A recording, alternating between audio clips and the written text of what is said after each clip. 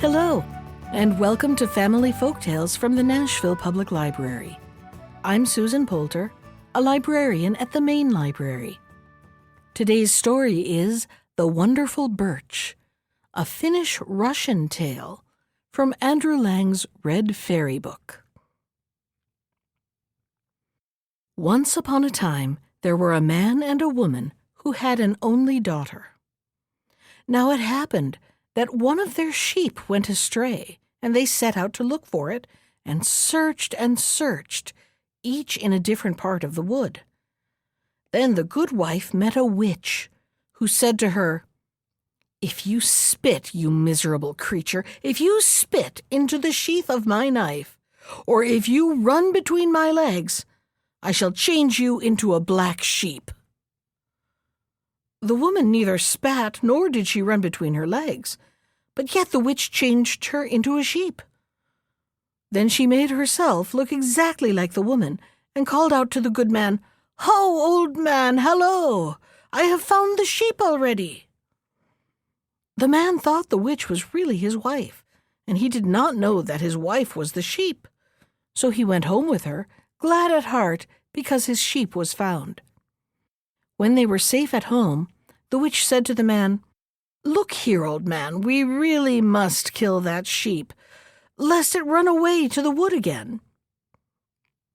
The man, who was a peaceable, quiet sort of fellow, made no objections, but simply said, "Good, let us do so." The daughter, however, had overheard their talk, and she ran to the flock and lamented aloud, "Oh, dear little mother, they are going to slaughter you."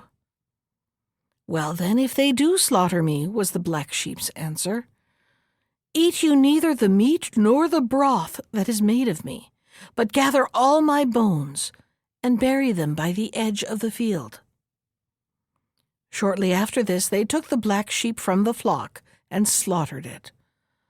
The witch made peas soup of it and set it before the daughter, but the girl remembered her mother's warning. She did not touch the soup, but she carried the bones to the edge of the field and buried them there. And there sprang up on the spot a birch tree, a very lovely birch tree. Some time had passed away, who can tell how long they might have been living there, when the witch, to whom a child had been born in the meantime, began to take an ill will to the man's daughter, and to torment her in all sorts of ways. Now, it happened that a great festival was to be held at the palace, and the king had commanded that all the people should be invited, and that this proclamation should be made: "Come, people all, poor and wretched, one and all, blind and crippled though ye be, mount your steeds or come by sea." And so they drove into the king's feast all the outcasts, all the maimed and the halt and the blind. In the good man's house, too, preparations were made to go to the palace. The witch said to the man, "Go you on in front, old man, with our youngest. I will give the elder girl work to keep her from being dull in our absence." So the man took the child and set out. But the witch kindled a fire on the hearth, threw a pot full of barleycorns among the cinders, and said to the girl, "If you have not picked the barley out of the ashes and put it all back in the pot before nightfall, I shall eat you up." Then she hastened after the others, and the poor girl stayed at home and wept. She tried, to be sure, to pick up the grains of barley, but she soon saw how useless her labor was. And so she went in her sore trouble to the birch tree on her mother's grave, and cried, because her mother lay dead beneath the sod, and could help her no longer. In the midst of her grief, she suddenly heard her mother's voice speak from the grave and say to her, "Why do you weep, little daughter?" "The witch has scattered barleycorns on the hearth, and bid me pick them out of the ashes," said the girl. "That is why I weep, dear little mother." "Do not weep," said her mother consolingly. "Break off one of my branches and strike the hearth with it crosswise, and all will be put right." The girl did so. She struck the hearth with the birchen branch, and lo, the barley corns flew into the pot, and the hearth was clean. Then she went back to the birch tree and laid the branch upon the grave.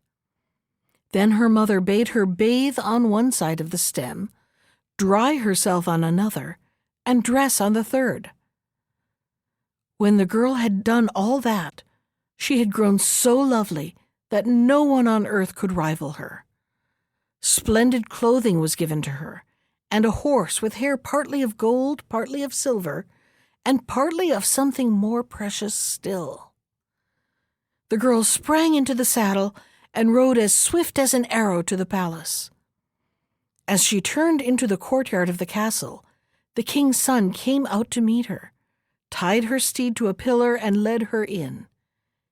He never left her side as they passed through the castle rooms, and all the people gazed at her and wondered who the lovely maiden was, and from what castle she came, but no one knew her.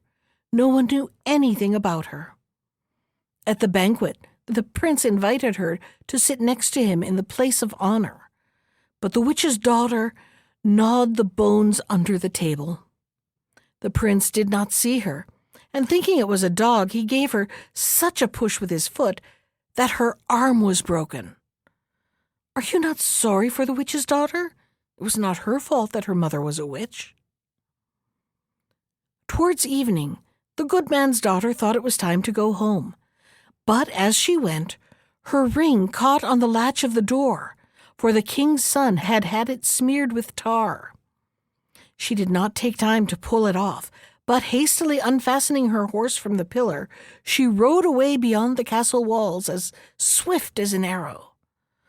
Arrived at home, she took off her clothes by the birch tree, left her horse standing there, and hastened to her place behind the stove. In a short time, the man and the woman came home again too, and the witch said to the girl, "Ah, you poor thing, there you are to be sure. You don't know what fine times we have had at the palace. The king's son carried my daughter about, but the poor thing fell and broke her arm." The girl knew well how matters really stood, but she pretended to know nothing about it, and sat dumb behind the stove. The next day they were invited again to the king's banquet. "Hey, old man," said the witch, "get on your clothes as quick as you can. We are bidden to the feast. Take you the child. I will give the other one work, lest she weary." She kindled the fire, threw a pot full of hemp seed among the ashes, and said to the girl, "If you do not get this sorted and all the seed back into the pot, I shall kill you." The girl wept bitterly. Then she went to the birch tree, washed herself on one side of it and dried herself on the other, and this time still finer clothes were given to her, and a very beautiful steed. She broke off a branch of the birch tree, struck the hearth with it so that the seeds flew into the pot, and then hastened to the castle. Again the king's son came out to meet her, tied her horse to a pillar, and led her into the banqueting hall. At the feast the girl sat next to him in the place of honor as she had done the day before. But the witch's daughter gnawed bones under the table, and the prince gave her a push by mistake which broke her leg. He had never noticed her crawling among the people's feet. She was very unlucky. The good man's daughter hastened home again betimes, but the king's son had smeared the doorposts with tar, and the girl's golden circlet stuck to it. She had not time to look for it, but sprang to the saddle and rode like an arrow to the birch tree. There she left her horse and her fine clothes and said to her mother, "I have lost my circlet at the castle. The doorpost was tarred and it stuck fast." "And even had you lost 2 of them," answered her mother, "I would give you finer ones." Then the girl hastened home, and when her father came home from the feast with the witch, she was in her usual place behind the stove. Then the witch said to her, "You poor thing, what is there to see here compared with what we have seen at the palace? The king's son carried my daughter from one room to another. He let her fall, 'tis true, and my child's foot was broken." The man's daughter held her peace all the time, and busied herself about the hearth. The night passed, and when the day began to dawn, the witch awakened her husband, crying, "Hi, get up, old man! We are bidden to the royal banquet." So the old man got up. Then the witch gave him the child, saying, "Take you the little one. I will give the other girl work to do, else she will weary at home alone." She did as usual. This time it was a dish of milk she poured upon the ashes, saying, "If you do not get all the milk into the dish again before I come home, you will suffer for it." How frightened the girl was this time! She ran to the birch tree, and by its magic power her task was accomplished. And then she rode away to the palace as before. When she got to the courtyard, she found the prince waiting for her. He led her into the hall, where she was highly honored. But the witch's daughter sucked the bones under the table, and, crouching at people's feet, she got an eye kicked out, poor thing.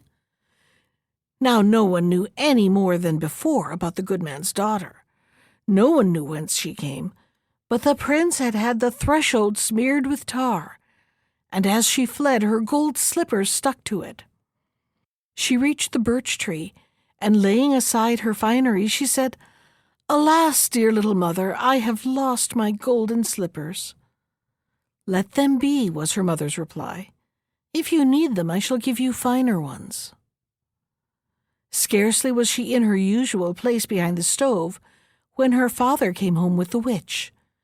Immediately the witch began to mock her, saying, "Ah, you poor thing, there's nothing for you to see here. And we! Ah, what great things we have seen at the palace! My little girl was carried about again, but had the ill luck to fall and get her eye knocked out. You stupid thing, you, what do you know about anything?" "Yes, indeed, what can I know?" replied the girl. "I had enough to do to get the hearth clean." Now the prince had kept all the things the girl had lost, and he soon set about finding the owner of them. For this purpose a great banquet was given on the 4th day, and all the people were invited to the palace. The witch got ready to go too. She tied a wooden beetle on where her child's foot should have been, a log of wood instead of an arm, and stuck a bit of dirt in the empty socket for an eye, and took the child with her to the castle. When all the people were gathered together, the king's son stepped in among the crowd and cried, "The maiden whose finger this ring slips over, whose head this golden hoop encircles, and whose foot this shoe fits, shall be my bride." What a great trying on there was now among them all! The things would fit no one, however. "The cinder wench is not here," said the prince at last. "Go and fetch her, and let her try on the things." So the girl was fetched, and the prince was just going to hand the ornaments to her, when the witch held him back, saying, "Don't give them to her. She soils everything with cinders. Give them to my daughter, rather." Well, then the prince gave the witch's daughter the ring, and the woman filed and pared away at her daughter's finger till the ring fitted it. It was the same with the circlet and the shoes of gold. The witch would not allow them to be handed to the cinder wench. She worked at her own daughter's head and feet till she got the things forced on. What was to be done now? The prince had to take the witch's daughter for his bride, whether he would or no.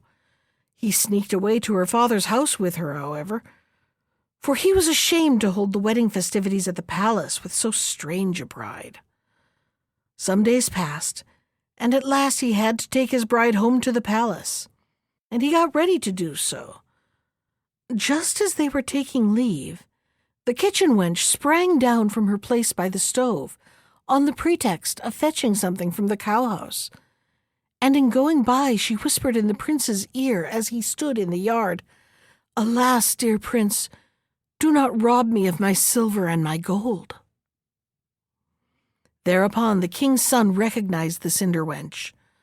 So he took both of the girls with him and set out. After they had gone some little way, they came to the bank of a river, and the prince threw the witch's daughter across to serve as a bridge, and so got over with the cinder wench. There lay the witch's daughter then, like a bridge over the river, and could not stir, though her heart was consumed with grief. No help was near, so she cried at last in anguish, "May there grow a golden hemlock out of my body. Perhaps my mother will know me by that token." Scarcely had she spoken, when a golden hemlock sprang up from her and stood upon the bridge. Now, as soon as the prince had gotten rid of the witch's daughter, he greeted the cinder wench as his bride, and they wandered together to the birch tree which grew upon the mother's grave. There they received all sorts of treasures and riches, 3 sacks full of gold, and as much silver, and a splendid steed, which bore them home to the palace. There they lived a long time together, and the young wife bore a son to the prince. Immediately word was brought to the witch that her daughter had borne a son, for they all believed the young king's wife to be the witch's daughter. So, said the witch herself, "I had better away with my gift for the infant then." And so saying, she set out. Thus it happened that she came to the bank of the river, and there she saw the beautiful golden hemlock growing in the middle of the bridge. And when she began to cut it down to take to her grandchild, she heard a voice moaning, "Alas, dear mother, do not cut me so." "Are you here?" demanded the witch. "Indeed I am, dear little mother," answered the daughter. "They threw me across the river to make a bridge of me." In a moment the witch had the bridge shivered to atoms, and then she hastened away to the palace. Stepping up to the young queen's bed, she began to try her magic arts upon her, saying, "Spit, you wretch, on the blade of my knife. But bewitch my knife's blade for me, and I shall change you into a reindeer of the forest." "Are you there again to bring trouble upon me?" said the young woman. She neither spat nor did anything else, but still the witch changed her into a reindeer, and smuggled her own daughter into her place as the prince's wife. But now the child grew restless and cried, because it missed its mother's care. They took it to the court and tried to pacify it in every conceivable way, but its crying never ceased. "What makes the child so restless?" asked the prince. And he went to a wise widow woman to ask her advice. Aye, your own wife is not at home," said the widow woman. "She is living like a reindeer in the wood. You have the witch's daughter for a wife now, and the witch herself for a mother-in-law." "Is there any way of getting my own wife back from the wood again?" asked the prince. "Give me the child," answered the widow woman. "I'll take it with me tomorrow when I go to drive the cows to the wood. I'll make a rustling among the birch leaves and a trembling among the aspens. Perhaps the boy will go quiet when he hears it." "Yes, take the child away, take it to the wood with you to quiet it," said the prince, and led the widow woman into the castle. "How now? You are going to send the child away to the wood?" said the witch in a suspicious tone, and tried to interfere. But the king's son stood firm by what he had commanded and said, "Carry the child about the wood. Perhaps that will pacify it." So the widow woman took the child to the wood. She came to the edge of a marsh, and seeing a herd of reindeer there, she began all at once to sing, "Little bright-eyes, little reindeer, come nurse the child you bore. That bloodthirsty monster, that man-eater grim, shall nurse him, shall tend him no more. They may threaten and force as they will, he turns from her, shrinks from her still." And immediately the reindeer drew near, and nursed and tended the child the whole day long. But at nightfall it had to follow the herd and said to the widow woman, "Bring me the child tomorrow, and again the following day. After that I must wander with the herd far away to other lands."